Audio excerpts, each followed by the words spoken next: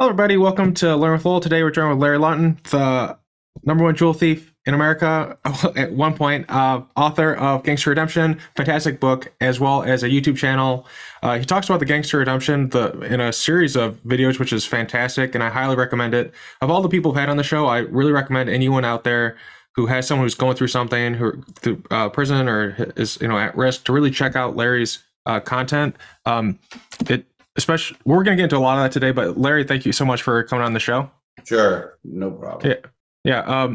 So I thought it'd be fun. You talk about different jailhouse hustles, like the different way people can do things. And with your videos, some of the ones that I enjoy the most are the ones where you talk about cooking. Why? I think you were more of a lawyer where you'd help people with things. Why wasn't it more like a chef thing, or was it like you did like several things? Because when you make your food, you just seem so excited for it. So I mean, what's the question? How do I make food, or no.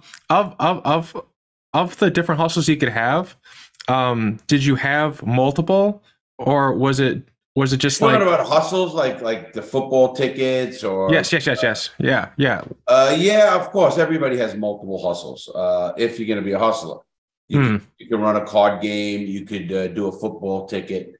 You could do a store. So once you get involved in one or two, it's like anything else. It's just another economy. So you try to, you branch off, you do what you're going to do. And it's more about keeping yourself busy. And I did a lot of law work. So I really was always in the law library. And you have to be in the law library to print football tickets.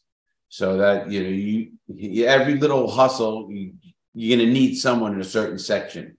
So, and I had those. So okay, yeah, because I didn't know if it was more like the type of thing where you had like a priority, like there was one that you primarily did, and but it sounds like you can have multiple.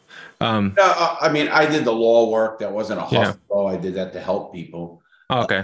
I didn't want to make most people. I didn't even charge.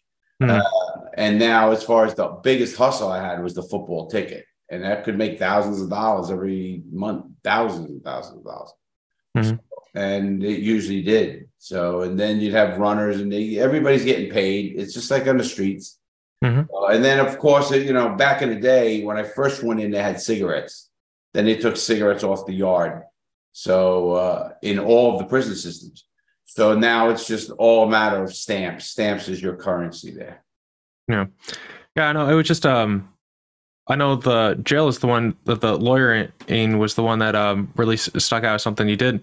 I was just recently, before this video, I was re-looking at some of your videos, and I was just looking at the ones where you're making pasta and getting caught with like 40 pounds of it on you and stuff. And it's like on one hand, it's like, how do you they clearly know what's going on, like the prison guards, but I imagine they just have a good rapport with you. They know you're not doing anything wrong or bad. And I think even a couple times you cut them in on it. It's just of the things that I've seen you talk about outside of helping people, it was just like, I think the love of food that really struck me. And I think even now you have like a component of your channel where you talk about the different foods and stuff that you make, and you work with other people.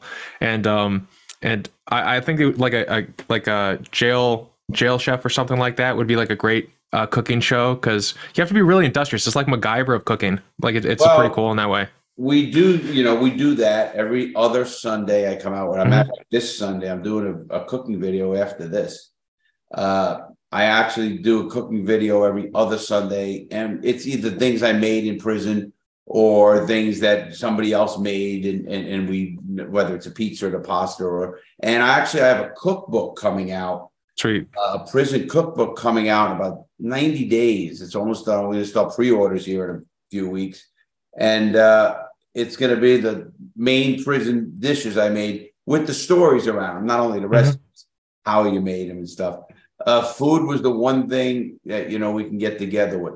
You're right. The guards, many times. In fact, if you want to look at a video, Gary Massey, who was a prison guard who guarded me, comes on my channel now. And he actually found me. Well, his daughter saw me making prison pasta and said, Dad, here's the stuff you make. Oh man, this stuff. And then he looked at the video. He don't know internet at all, the guard. And he was a cool dude. And he says, that's the guy that showed me how to do it. And so you can look at his videos in my playlist, Gary Massey, and he actually ended up going to jail for a year for smuggling creatine and cigarettes, maybe creatine and cigarettes into the prison. And he was head of the union too. They didn't like him. That's why they really drilled him hard. And normally they don't go to prison for that shit. And sure enough, he did. And he tells me all how corrupt it is. But most guards, they don't care. First of all, you're allowed to cook. You have a microwave out there for you. Are you allowed to have all the ingredients we have? No, of course not, because it has to come from somewhere. But you can buy stuff off the commissary and then cook that, whether it's summer sausage or something of that nature. So I ended up having pasta, like you said, 40 pounds. I used to keep it. I used to buy it all the time. And I would keep it in various cells. So if one cell got popped, which they did often, we still got our pasta. So, and that's what we like to do the best. Yeah. What's the book going to be called? I'm definitely going to put in the show notes and tell people about it when it goes up. You know, the full name, it's going to be something with prison cooking, like the prison cookbook by Larry Lawton. We're hashing out names. What I've learned in even writing Gangster Redemption, the name of the book comes after the book. Thinks it comes, no, it's not right. It comes after the book. And that's pretty interesting. When I wrote Gangster Redemption with Peter Goldenbach, what name were we going to give it? Then, we went with Gangster Redemption. So, and that does very well. So, and now it's about following something else. I love writing and communicating and showing people how things really worked. A lot of people, they see stuff on Oz or they see stuff on these stupid shows, and it's not like that. And it's a lot worse in a lot of cases too. So I like to let the kids know and young people know that, this is not a joke in there either. So, yeah. I think that's one of the, for some time I've been a follower of your channel, and when I reached out, I was like, I don't know if this guy will want to talk to me.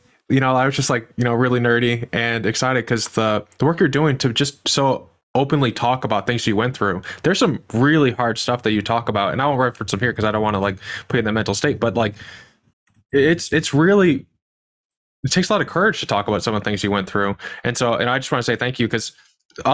There's the component of just sharing what's actually happening, and that helps people realize hey, we need to work on prison reform. We need to do a better job there.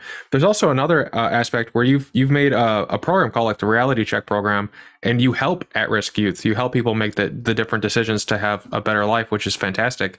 I think you were saying in one of your videos or on Twitter somewhere that it's one of the top programs in the nation for actually helping people make better decisions. If they were going down a bad line, you have a greater probability of moving them to a good line, for lack of a better word. We have the highest success rate. Yes, thank you. In the country with regards to kids not going back to jail, with kids with better attitudes, with the school grades getting higher and school attendance.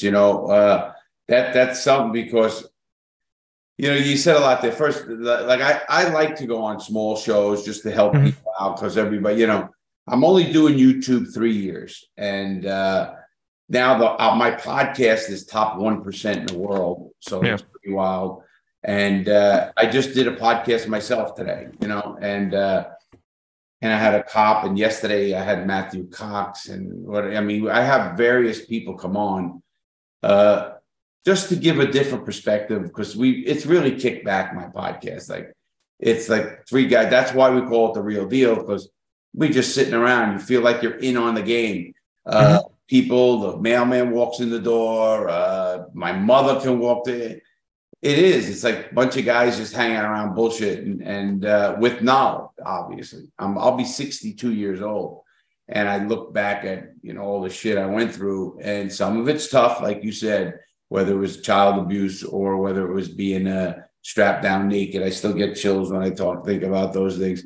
But I always said to myself, I have to take whatever happened to me, and most people should, and then use it to educate others. Because when I teach young people about when they if they get a DUI, they get shoplifting, they get some stupid shit, misdemeanor, fighting in the bar, or whatever it's going to be. And I tell those young people, I said, listen to me, you got to own your mistakes. And after you do that, try to educate other people on why it sucked that you did what happened. You had to go through misdemeanor court. You had to go back and forth. You had to pay a fine. You had to go community service. You had to do all the stuff you had to do. Because one judge said, oh, Larry, you've been through a lot. You have a right to be bitter. And I said, no, I don't. I think that's the biggest cop out in the world. I says, I have an opportunity now to give people information of a place that not many people have gone. Mine's an extreme, of course, from the hole and all that. But even if you got in trouble in any way, you know, you got to remember something, that all the people out there, how many people are really went through whatever arrest procedure or DUI or, you know, truants. I don't know what it is. And everybody does something stupid. I mean, it's a fact. And I feel that it helped me, and it still helps me to this day. When you help others, you're really helping yourself. And it's, you know, it's a double, you know, it's a double whammy, I call it. So it's not just helping that person, it's making yourself feel good. And I don't mean as a braggadocio, I don't even do that, but I'm talking as a, you know, inside, you got to make amends in your own way, whatever you want to call it. And I don't have that regret or anything like that. I often talk about it. You know, it's not that I'm disconnected. It's just that regret's just a wasted energy, you know, change it, you know, whatever you did wrong, change it. Most people, you know, want to, oh, it's somebody else's fault, my mother, my upbringing, this, it's a zillion excuses, except, hey, I'm a fuck up. I made a mistake. I learned from it. Now I can do it again. People who work for me, whether it's Nick or Darian or my son, I said, listen, you better make mistakes, because if you're not making mistakes, you're not trying. If you make mistakes, just don't keep making the same mistake over and over, because that's a sign of an idiot. So, you know, the educational part of what I do, even in the videos that I have fun with, I always end them with, you know, make a good choice, man. You want to be out here. You want to have fun. I like to do the fun. I did a very rough video. I don't know if you saw yesterday. What is today, Friday? Yeah, I think the most recent one was the one where the person was eaten alive by bed bugs. That was done 23 hours ago, and it's got like 35,000 views. It's just, it's a crazy story. Well, it's almost, I mean, it boggles my mind how this could be still going on in 2023. Yeah. Sadly, human beings that do the most atrocious things to people. You know, you wouldn't put a dog in that kind of condition. No. An animal. And what do? They're, you know, putting human beings. How do you go home? How do you walk by that cell and those people in a psychiatric ward and just say, ah, it's okay? What the fuck disconnect do you have? I don't get it. And until they fix themselves, it's going to hard to fix anybody else or get credibility for a system that's so broke. That's the problem. Our whole criminal justice system is just so broke. And I do research on this probably every day, some sort of research.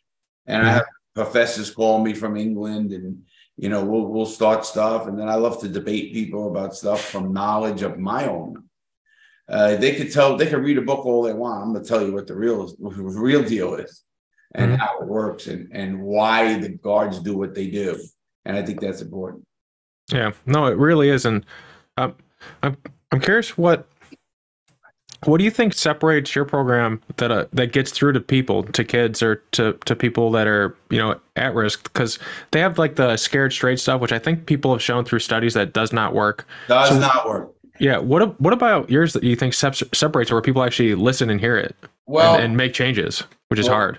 First of all, in any program, if I yelled at you and you have two reactions, fight or flight.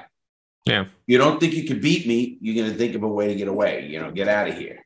And obviously with children and young people, they're not going to, you know, go against a 240-pound guy. So what happens is they put up a wall and they'll sit there, and they're not going to absorb one word you're saying. Their only thought process is, get this fucking guy out of my face. And but then when I tell them a story about getting your ass cut from the top of the anus till the and it was a kid, I mean, I had kids come up to me 5 years, 7 years later already, 10 years now, more than that even. Man, Mr. Lawton, I'll never forget that story, man. I don't want to go to prison. And it's not about scaring. It wasn't scaring. It's just Mm-hmm. reality. That's why I call it the reality check program. And I also don't talk down to young people. And let me explain my adage of that. I don't know how old you are. How old are you? I'm half your age. I'm 30. Okay, you're 30. Half my age. You're 30. I'm not going to look down on anybody, no matter where they're at, in whatever levels and programs and YouTube and this. I don't care. You're smart in your own right. You know a lot more about a lot of things than I do. There's no question about that. Now, do you know more about prisons than me? Do you know more about the criminal justice? Probably not. Not many people do. So I'm only giving you my experience. Mm-hmm. But, you know, I was just at the courthouse yesterday, and I deal with a lot of judges and court people. And when people tell me you got to give up on somebody, it pisses me off, because I was 34 when I went to prison. I was 46 when I got out. And penniless, you know, and you could change your life. So people come and say, oh man, I'm 35. What am I going to do? Well, start over, Mo. You know, don't be a quitter. And not only that, and that goes for anybody. Also, I bring my level down to the younger people. Like, I don't talk down to them. I respect what they have to say. Now, I often tell this to any business associate or a young person or parent. If you could change my mind, I'm willing to change. But you better come with your facts. You better come with something that's going to intrigue me, that shows. I mean, I've been vetted by the best in the world. I'm not bragging in the program. I'm just saying, if you have something better in any division, I'll change my mind. I'm not stuck on stupid. And a lot of older people my age, I hate the older people, a lot of my, like your parents' age is probably my age, give or take. Yeah, my dad's your exact same age. His birthday was the other day. Really? Tell him happy birthday. Yeah, It's, you know, I look at that and I say, you know, you take a young person like yourself. I have an iPhone 14, right? Whatever. I don't even know it anymore. I just get new one. So this phone, when I got it, I opened the book, I had to redo things, and I hit it, and I do it, and I hit it, and it gets done. You might take that phone, play with it, reboot it, play with it, reboot it, play with it. We both got to the same spot. You probably faster and probably, you know, more memory wise. Me, I went through a book. I usually say that. Now I'm getting better, but all that shows us that young people learn differently than us. And we, when I say we, the older generation, has to step back and say, you know, our way is not always the highway. Our way is not always the right way. You know, I went to a school board truancy function yesterday, and I got disgusted. And I told them all, I said, you people, what are you talking about? You just maneuver them into our way. We know it might not work, but it's what we need to do. You don't even get what the kid needs. I mean, do you know, I asked one of them, do you know gaming is a profession now? People can make millions of dollars gaming and tournaments. And I've been reading all about this. I would never thought of that. I said, what a fucking waste of time. I mean, it's hard for me to do because I have so much to do. But we're not always right. And parents got to get the grip on that. And I often tell parents, I'll get a parent in and they'll want me to handle their kid. That's, you know, I do very, very small amounts of those because I'm so busy now. But I'll get a parent. I had them fly me in places. And I said, hold on. I told you the deal. I'm not going to work with your son unless I'm working with you and your wife. 90% of the time, they're the problem. And it, you know, they don't want to admit it, and they've done well in your career, but, you know, raising a kid is not fucking easy. You know, there's a lot of outside influences. There's a lot of texting symbols. There's so much, what to do if you get arrested, what to do if you know, sexting well, you're 30. If two 14-year-old kids pass a dick in a pussy bed, or whatever, I don't give a shit what it is, that is actual child pornography. Yeah, it's weird. And it's two 14-year-olds. I'm not talking about an old man and a kid. That's disgusting. But I'm talking about, and I'm a big believer in everybody's right to, if you're a consenting adult, do whatever the fuck you want. I'm out of your hair. I wouldn't care about what you did. long as Mm-hmm. it's not hurting others and it's respecting the boundaries of, decency, if you want. And I don't, and not my decency. I'm talking about like, I'm not going to walk. This is crazy. I like to run, I live here. I like to run around naked sometimes. I'm not going to Mm-hmm. run around naked outside my house. You know what I mean? Mm-hmm. First of all, no one wants to see that. But my point is, when it's consenting adults, do what you want. Now, when it comes to children, hey, they got to explore. When I was a kid, I used to steal my dad's Playboy books in the closet. Mm. We would try to find ourselves. Kids today have the internet. Kids today have smartphones. I mean, is it going to be on the internet? That's probably going to happen, but that's a consequence. Maybe you should tell them, but there shouldn't be an illegal act. I mean, it's just kids finding themselves. It's crazy. We're making it out to be a bad thing when kids want to have sex. I hope they want to. I mean, it's just, it drives me nuts to say how authority system, school boards, the police, they are just want it their way or fuck it. And that's wrong, man. Mm-hmm. It's like when I was in school, that it was like one of the things that some of the religious schools would do. It's like they just preach abstinence, even though like just saying like, hey, don't do it is not like the best education. Like, telling people, what to do if you're going to do it is better. Absolutely. I mean, give people the tools. On that thing. I don't like those parochial schools and stuff. So my story is a little bit different, but well, I sometimes when I hear about kids growing up nowadays, like when I was a kid, I could play sports, I could do whatever I want. I'm sure when you were a kid, I think it's like I don't know what the term for this is, but I call it like the leash effect. Like how far off the leash can a kid get before like people get weird about it?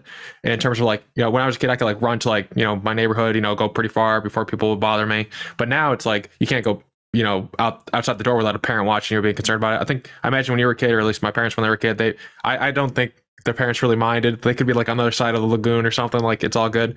And then you see today where I'm on TikTok because my wife and family keep sending me TikToks, and so now I'm on it. And there was this person who's just watching a game with their kids, and they're just having a normal game. It's like, oh, this is sweet. And then all of a sudden they were starting to say there was like a shooter or something, and it just seems like like there's these elements today that like kids have to deal with where, people are shooting up the place or whatever. And it was really sad just seeing like this dad trying to like get his daughter out of the way and help other people at the same time. And everyone else doing the same thing. And all they just wanted to do is play basketball or, whatever was going on. Could the reality check program help people like that? Like kids who are like, I don't know if at risk is the right word, but like in the mode to do bad in that way? Or well, I mean, obviously, I think that comes a lot deep seated than a one pro. My program is based on consequences, meaning if a 5-year-old knows don't cross the street, you can get hit by a car. But the 5-year-old don't understand what death is. 5-year-old is taught from when he can walk, don't touch the stove, it's hot. You'll burn your fingers. Do you think he knows what that means? No. But at about 10 or 11, a kid starts understanding consequences. So when you talk about a kid that wants to shoot a school up, apparently he don't give a shit about any consequences. So it's a deeper seated problem than just a program. I mean, just to have that in your mind, mass shooting, go out in style, whatever they're going to do. There's some deep underlying crazy shit that went on with that kid. Why he's so mad at society. Because lashing out on a kid in a school or the teachers or this, that's just the first line of who fucked them, so to speak. But it could be parents, it could be abuse, it could be priests, it could be so many things. And we're not really addressing the deeper things with young people. Because I think if we address the younger people, I hate to say eventually, but they have so many shootings. It's crazy. Where are you located? I'm outside of Chicago, which is like the shooting capital of the world. Yeah. Oh, Chicago, where Jessica Kent is. I got it. Chicago. I've been there. I used to go there a lot. The Hilton, right on the Michigan, Lake Michigan. And it's a nice place over there. But too fucking cold in the winter. But yeah. I just, listen, Chicago, every big city has problems. It's, it's harder to take those problems away and still keep liberty, Yeah. and I hate to say this is a real tough statement. I'd rather keep my liberty and have more school shootings. And I don't want any, of course, but my point, at what price do we pay to stop something? Mm. Pay it all down? I mean, let's just turn around and become a communist country or something? I don't get that. Yeah. I feel like it's like it's going at the it's not going at the root of the issue. It's like I have someone in my family that's really afraid of guns, and so like, and knives at the same time. So I put a knife on the table and I said, "Knife, get her." Get her, knife. It's like the knife's not gonna hurt you. It's like only if I do something or like someone steps on it or whatever. And so it's like the weapon isn't the issue. It's like how the individual seeks to use the weapon. And so I think like the population in particular is like 16 to 20-year-old males are really doing it. And so if there could be like psychologists or something coming in here, and white male. Yeah. It's school shooters. I was just with a cop.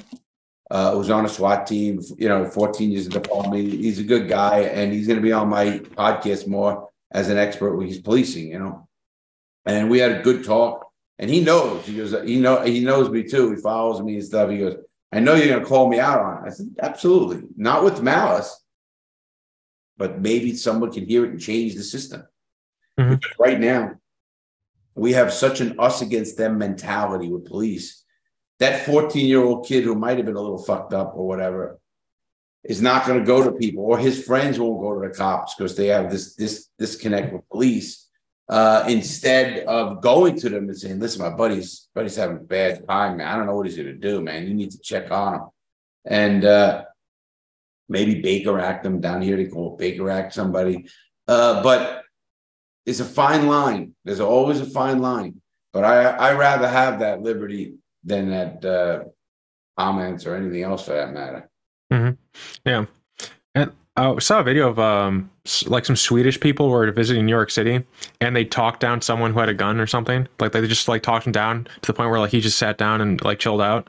So de-escalation, and then having people who are trained to help people like that. So like when you have a friend who's having a problem, they come and are there to help. Like if it's like if you're trained to use a hammer to hit nails, and you're gonna go up to every situation and treat a nail like with a hammer.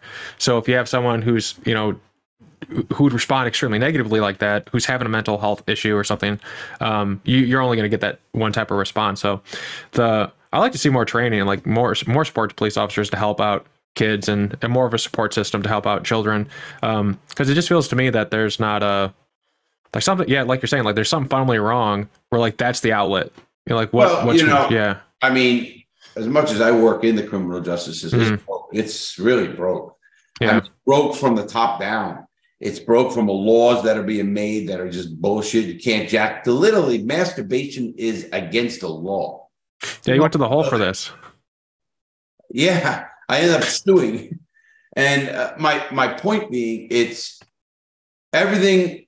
When you see the criminal justice system is just a big machine, turning out people who just don't like the system or like the system, got a break or didn't get a break. And we're picking and choosing winners and losers instead of letting people's own creativity, own self really get it. So I just disagree where, we need to have our own teachers start saying as people in the back, okay, you get this class, mingle, talk to a kid, help them here, and connect with them. Because some kids won't connect with an adult, obviously. Some will. I am lucky. I have a big percentage of my channel is young. So, and mostly male. And I take that as a challenge because I want to see these kids get to college and come out. And I don't give a shit if it's a 2-year degree. You're in there to show that you can do it. I went through college in prison, and it's rewarding, and it's something that gives you something to strive for. A lot of people just sit in front of a boob tube, and the fuck are you doing on this thing? And then the fights happen. I want to watch it. Shut up. It's just it's the pain in the ass. It's not worth it. Yeah. But if Sometimes I feel like if there was like an ACLU, but a Larry edition where we could get focus on like one state at a time, like everyone coming together and just start piece by piece reforming it. Probably starting with like getting rid of private prisons, which are terrible. I don't like that. Yeah. I'll tell you a funny thing. I actually came up with a program that could actually fix prisons for free.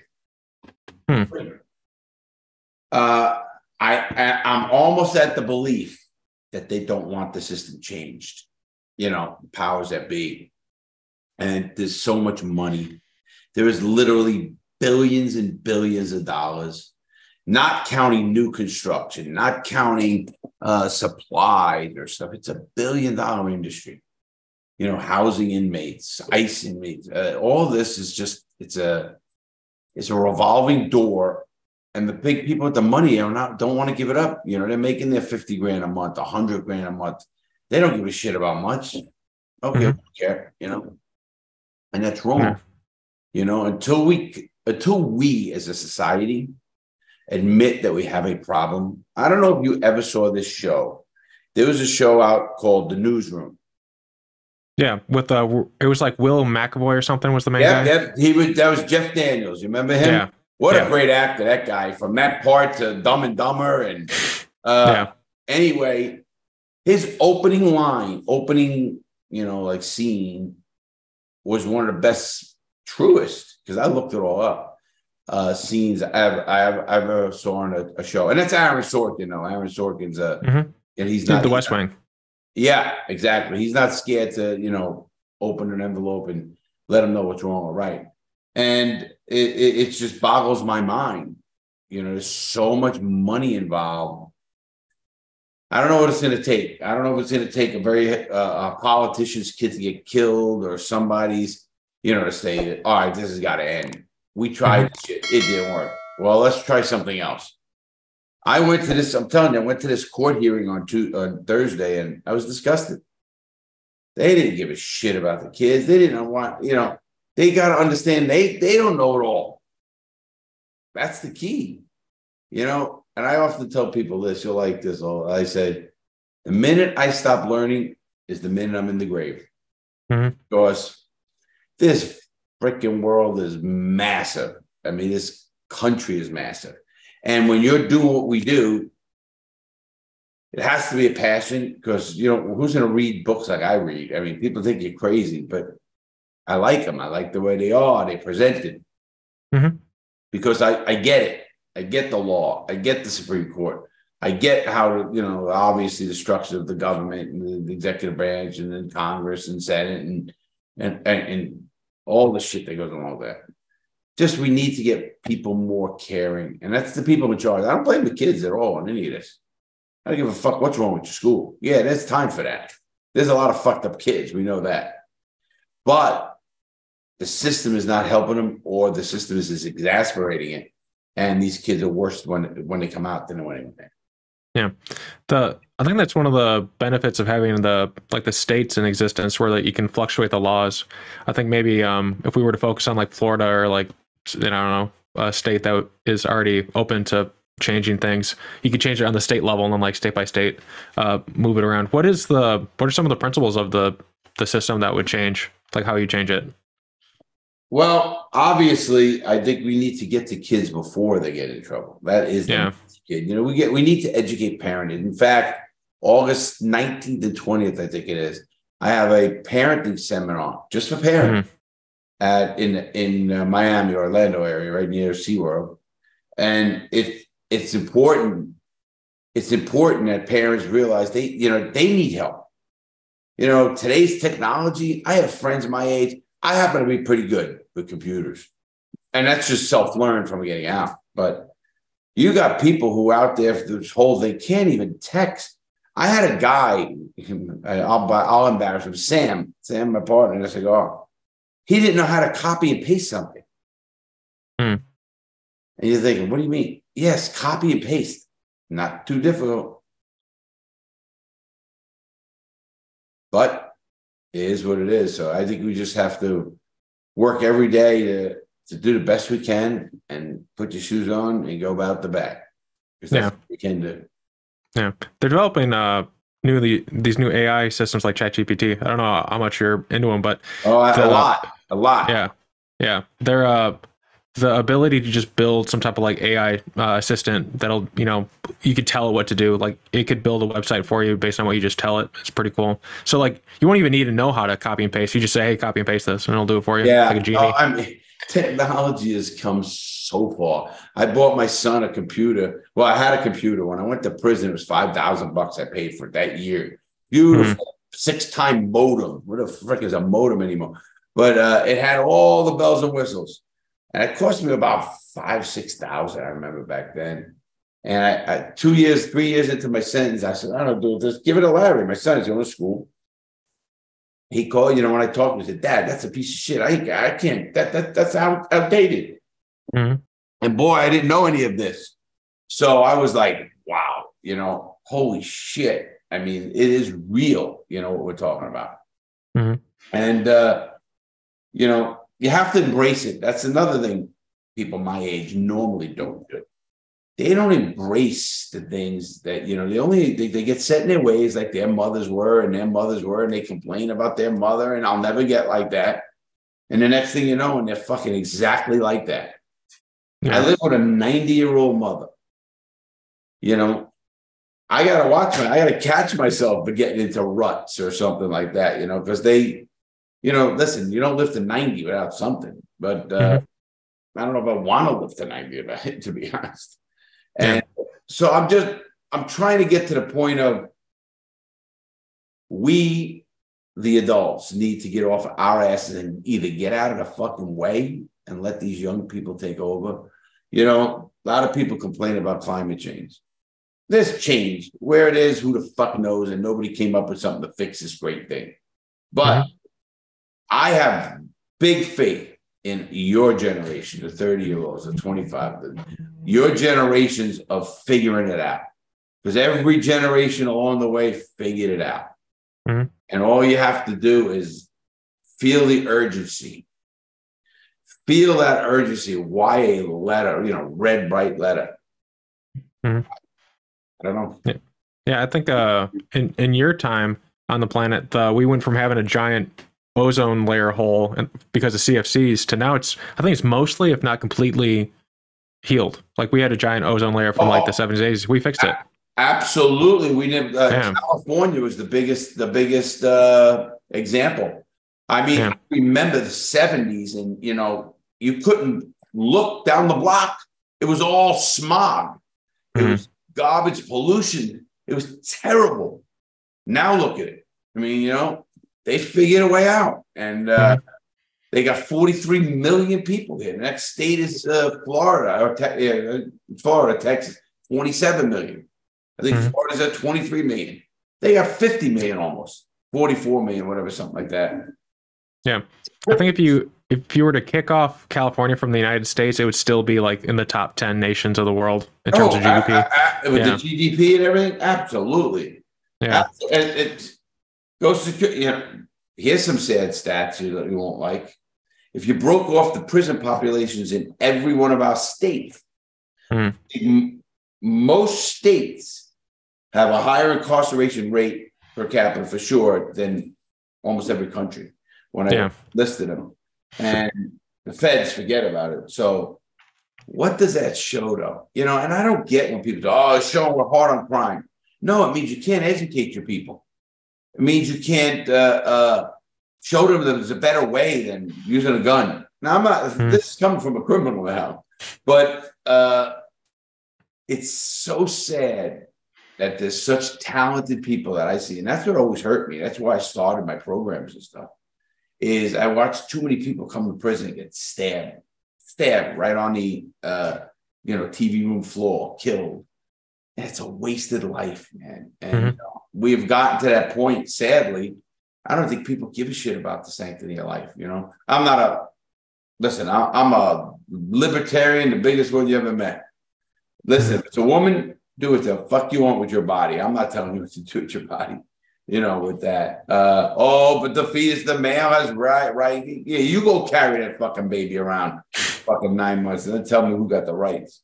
But I mean, obviously, I think things can always change for the better, but I think sometimes Brevard County is lacking. They're falling behind. They're not even keeping up. They're falling behind. Mhm. That's sad. Yeah, I think it's like, I guess using like a bit of your phraseology, it's more like we're dumb on crime. We're not like strong, like tough on crime. It's like we're dumb on it. I think each prisoner term person in jail, it's like $50,000 a year or something like that. That's like going to Harvard. There's a It's not that number. much.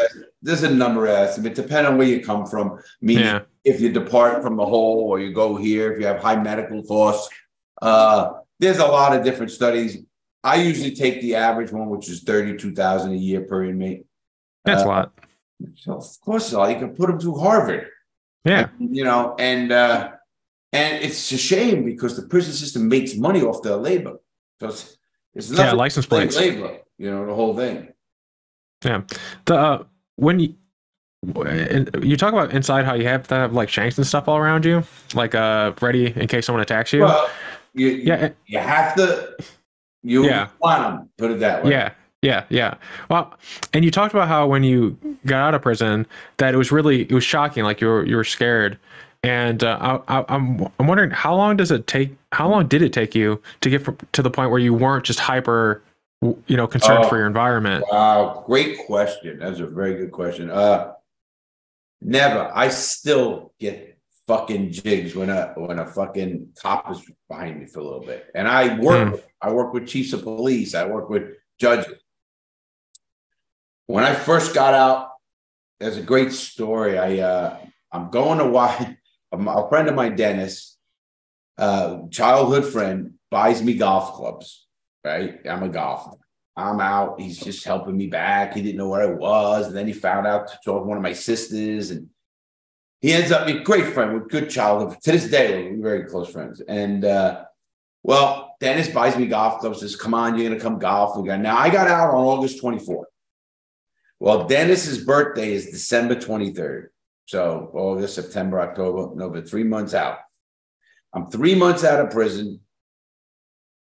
I decide to get up at 4 o'clock in the morning because we used to meet at a place called Harmony Golf Course in Kissimmee, which is Central Florida. And it took us about 35 minutes to get there. But we'd always meet right off the highway at a Denny's in the morning. Whenever we had a group of 8 usually, and 4, 5, 6 guys would all meet and have breakfast, and then we go over there. And we're early birds, you know what I mean? We're teeing it off at 7 o'clock in the morning or whatever time it is, first people on the tee. So as we're doing that, I said, it's the 23rd. Let me go get Dennis a birthday card at Walmart because they were 24/7. So I pull up to a light that's around my house area, and a cop car comes and pulls right in front of me with the lights on. And I'm like, what the fuck? Now, what did I do? Mm-hmm. Over the loudspeaker says, go to the 7-Eleven parking lot. It's right there. It's on the corner, And I was going left to go on the highway to get to him right here. And the Walmart was right across the street. So that's where I was headed. Mm-hmm. So I pull around, I get in the 7 parking lot, and I'm waiting, and I'm, getting antsy. I'm only out of prison a few months. And I'm antsy, and another car pulls up. Okay, 2 cops. Uh-huh. A third car pulls up. What the fuck? I'm getting nervous. So I see one cop come on the right side of my car in a mirror. And I see another cop on this side, and the guy asked me for my license registration. I give it to him. They go, okay, we'll be back. And they both go back. Now, obviously, I'm smart enough to know they already ran my record.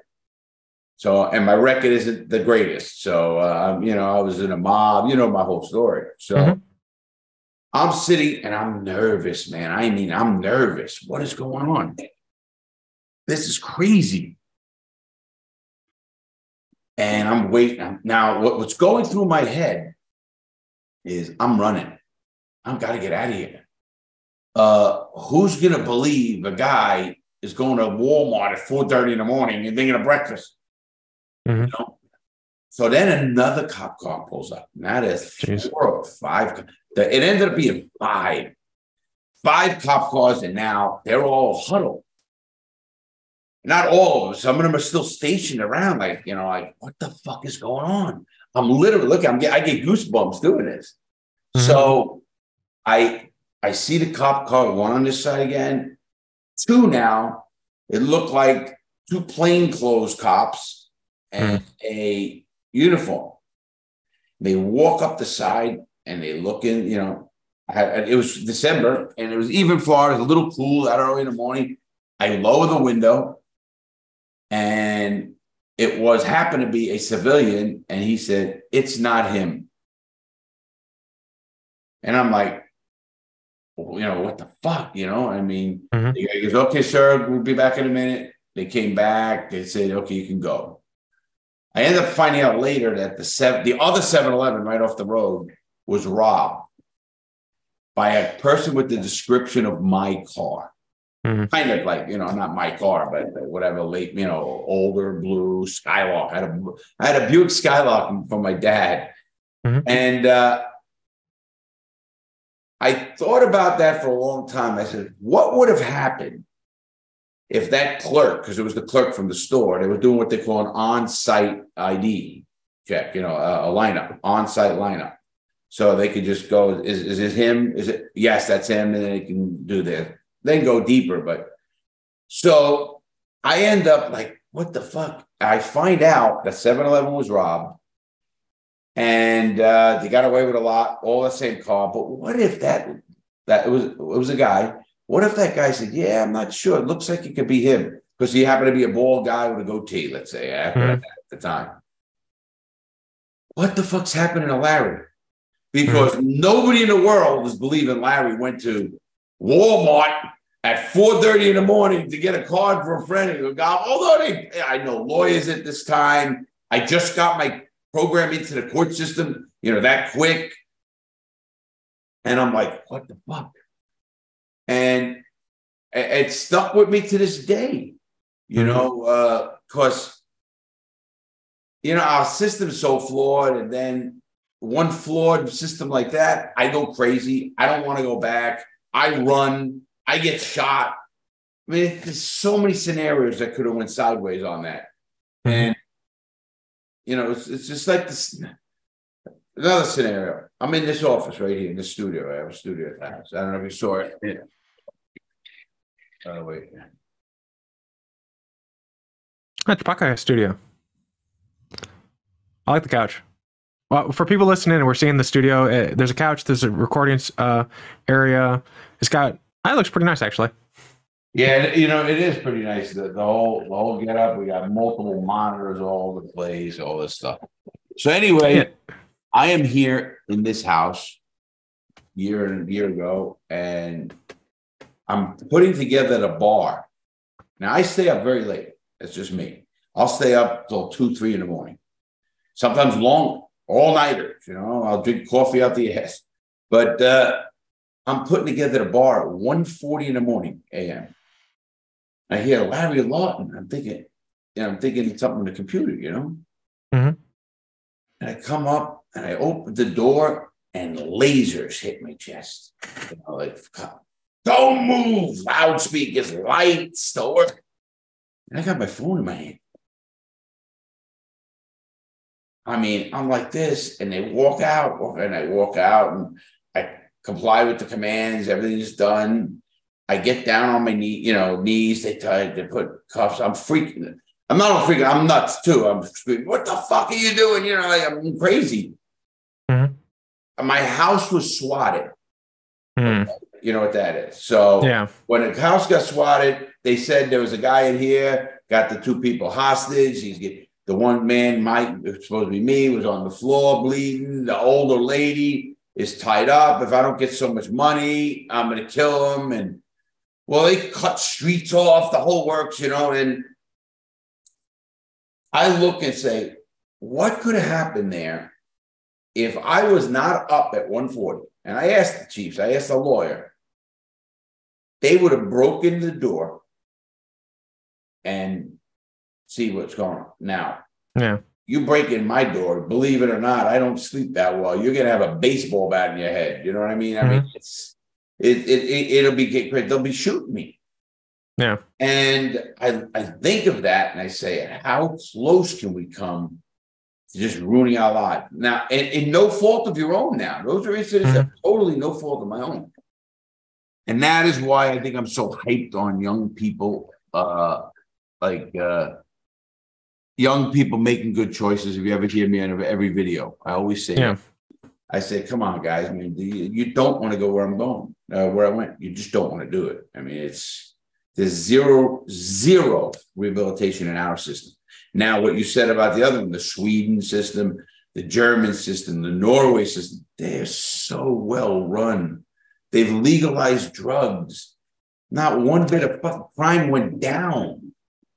People, aren't robbing. They're getting loans and they're doing stupid shit. But, an addict's an addict is an addict. He's gonna find what he wants.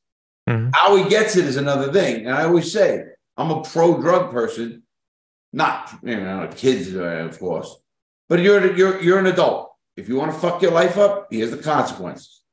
You rob for those drugs, you're going to jail. You want to go do dope? I don't care. What's the difference between alcohol and pot?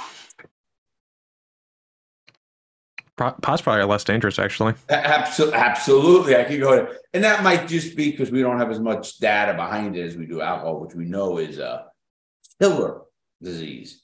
Not only is it just, it more people have car accidents, get violent. I can on and on about alcohol, the medical issues, all because of alcohol. And we know it, but we don't care. So anybody who wants to debate me with drugs, the first question I ask is, what do you think of alcohol? If they don't say it should be banned, then you don't have an argument ever to come in front of me. You have to come to me and say, listen, it's a ban. Now, my next question then is, what are you gonna do with sugar? Yeah, sugar's a silent killer. Sugar's killing people left and right. Did you know the food pyramid? You know what the food pyramid is? It's changed a bunch of times. It was a pyramid, and I think it's now a rainbow. It's a rainbow or something now. Actually, it was a triangle. Yeah. It literally should have been upside down. Literally. And did you know the Heart Association knew that in the 70s and didn't say anything because they're making so much money off it? And they so people were subjected to heart disease, this disease. I'm not saying everybody's, of course, has to take blame, of course. But my point being is, they knew about it. So you can tell me what's right and wrong and a lot of this shit. And it's The interesting thing about the two examples you gave about being, something bad happening randomly to you is it does sound like the you factor changed it. Like if you didn't stay calm, right? If you didn't have and you just kind of waited out. If you did try and grab it and do something, it would have been horrible. Like the immediacy of how you handled it affected it going in a positive way. And then once the lawyers get involved or whatever, I think you probably would have been safe. But it really seems like the thing that changed it was the way you handled it. So having that kind of that self about it. Listen, I could have handled it a number of ways. Because of my mental state wasn't right. Yeah. You can't incarcerate someone for that long and then think it's just going to get out and be a normal person. Yeah, especially with the whole. Doesn't work. Does not work. And, I don't know why I didn't. I was close to running. I was close. I was probably close to getting shot right here at that door with my gun, they know everybody who in the house is a felon, he's this, he's organized crime, a zillion things. My rap sheet's not good. So now they know this, and I'm like, well, so I don't know how they could stop things like that. Obviously, it'd be tough. But I think we need to do more with reintegration with people from prison into society. They give you this bullshit pre-release program. It's garbage. It's a phony thing. It's all bullshit to fucking make people happy. Look what we're doing. You're doing fucking nothing, zero. And you can't take a guy like myself who was in penitentiaries and hard prisons for that long and just stick me in a halfway house with a kid who's 28, the director, and he's yelling at me like I'm a fucking kid. I almost killed him. I told him I was going to kill him. I went back to prison. I said, who the fuck do you think you're talking to? I said, I'll fucking come in there, I'll snap your neck, you little fuck. He ran into his office, called the marshals, they arrested him. Went back to prison from the airport. Yeah. I didn't give a shit, but, you know, it's just, you don't realize so much. And, you know, the people who say, they're criminals. Let me just put this on them. 96 point some odd percent of every person incarcerated is getting out. Whatever that number. It's huge. Now, when that person gets out of prison, do you want that guy to have hope and want to make it and be a productive member of society and rent an apartment and buy a car and buy groceries and pay taxes? Of course. Well, that's the guy that you rehabilitate. You try and give him hope and stuff. Or do you want the guy that is just going to fucking kill you next when something didn't happen right because he don't give a fuck? He already survived prison. He knows how to do that. Yeah. I know how to do it. I wouldn't fear prison itself. I know how to survive that. I don't want to go for my grandkids, a lot of other reasons. Fuck, I like my freedom. I like to eat. I like to do what I want. And I'm not in a delusional world either. I know we're not free. So people say, oh, we're free. Really? We're free? Tell that to the 1942 Japanese Americans who were put in internment camps. Tell them they were free and they were upstanding Americans, sworn in as citizens. Where are their rights when they need them most? They didn't have them. So if you think you have rights, you don't. You only have privileges, and you hope they stand.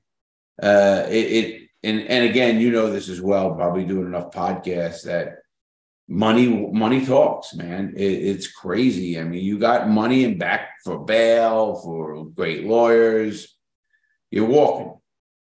You don't, you're in that county jail and you're filthy and you're probably catching diseases and whatever the hell else is going on in there. And until we care, I made that video yesterday. I made a video. I told that video. And when I made that video, I was so distraught with that video. It was, at what point are we just going to come to our grips and say, what the fuck is going on? You know, how many people does have to fucking be tortured? You know, I don't know if you remember, I wrote an article. I even said this on VH1. I'm coming out on VH1. You ever hear my true crime story? It's not coming to mind. Maybe if you started, then I could like finish it. I don't remember off the top of my head. It's called My True Crime Story. It's a show. It's a TV show on VH1, the network. And I'm on that. They featured me for a whole hour, and I'll be full. And as I tell people, I says, hold on. Unless we change the whole system and realize that we need a fuck. I say my age group, my generation needs to get off their asses, sit down, level with you guys, and talk to you with the respect you deserve and earn. Because we think we know it all. I know I don't know it all. I know a lot about what I'm talking about. That's my field. So I hope you're not looking at me as, oh, just a guy's talking. No, I have my expertise in this field. If I talk to a mathematician, I'm going to respect his math knowledge or electrician or whatever it is. So I don't profess ever to be smarter than you. You're young, you're innovative, you're hungry, you learn differently. There's a whole litany of things that are good. I wish young people would use our experience more. But then again, they do me. That's why I'm successful. But it's how you talk to people, You get old, they got to listen to us. Fuck you, they got to listen to us. No, they don't. They do not have to listen to us. Get that straight. What makes you fucking all powerful? Because you fucking read a book? Now, one of you people in this room yesterday said, been to prison for a day, and now you're telling what they need and what they deserve. That's bullshit. And I said it like that. And I walked out. But it's something. It sounds like when we're reintegrating people into society, like we're not teaching them or training them to, like the skill set that you had in prison that allowed you to survive.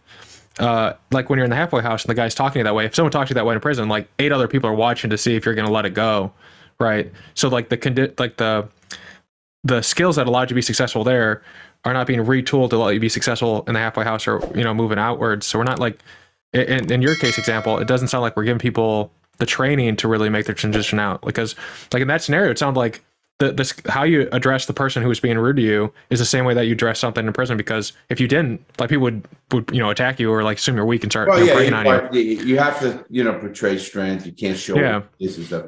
But you know what I get is, my thing is lack of education all around, lack of not just the inmate, the people who are supposed to give you the rehabilitation, help you understand things. I've been through it. It's a farce, total farce. It's just a money generating bullshit thing that they could say to Congress. Look what we're doing. Look what we're doing. Call me up there. I'll tell the truth.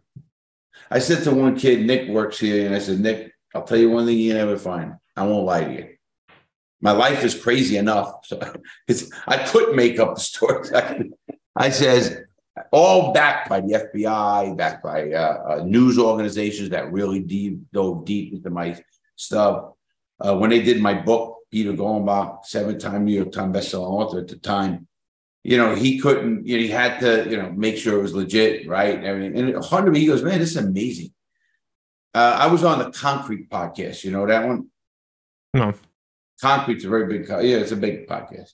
I know, I got to know the guy, great guys, and they want me on there. So their producer says, Larry, you've been on here 3 times, 3 hours, 4 hours a time, because I go there, it's a studio, and then we'll go to lunch and shit. And he says, I fact check you every time, and man, you got some memory.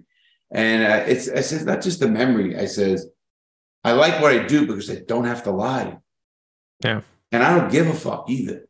You know, I mean, my mom, my mother, she's 90 years old. And she watched the video. I don't know if you watched, I told you, the man eaten by the bed bug. She was disgusted like she should be. She said I cursed too much. I actually cursed 3 times in the whole fucking thing. But anyway, she says, you better be careful. They're going to get you. She's that worried, you know, because I upset the apple cart, you know. Can't accept her way of doing it too, because that's laying down. Yeah, and that's just not the way I am. I was a fighter, and I'll stay a fighter. And listen, when I go out, people are gonna say, "Man, he was all right, man. I fucking told it like it was," and that's not a bad legacy to leave, you know. Yeah. Hell, I built a YouTube channel of $1.5 million in 3 years. That's not bad. So no, yeah, I think it's easier not to lie.